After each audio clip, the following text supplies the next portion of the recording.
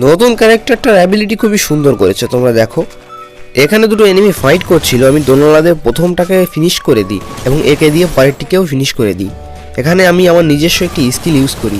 এখানে একটি এনিমি কুত্তা নিয়ে আমার গায়ে ঢুকে যায়, আমি গুলওয়াল মেরে পিছন দিয়ে ঘুরে এসে তাকে মারার চেষ্টা করি এবং পুরোপুরিভাবে সক্ষম হই তাকে পরলোকে পাঠানোর জন্য। এখানে আরও একটা এনিমির সঙ্গে আমার ফাইট হয়। প্রথম শটটা স্বর্গে তুলে দিই, আমি তার মাথায় লাগাতে পারি না, কিন্তু পরের শটটা সুন্দর করে তাকে স্বর্গে তুলে দিতে সক্ষম হয় আমার। এখানে বাইজন দিয়ে আরও একটা এনিমি আমাকে অ্যাটাক করেছিল, আমার কাছে ছিল M10, আমি M10 এক শটে তাকে ফেলে দিই। এখানে নতুন ক্যারেক্টারটার অ্যাবিলিটি দেখো কতটা ইউজফুল। লাস্ট এনিমিটা ছিল সেফ জোনে, আমি ক্যারেক্টার ইউজ করে সেফ জোনে চলে আসি, কিন্তু সে বুঝতেই পারে না, এসে পিছন দিয়ে হিট করি তাকে।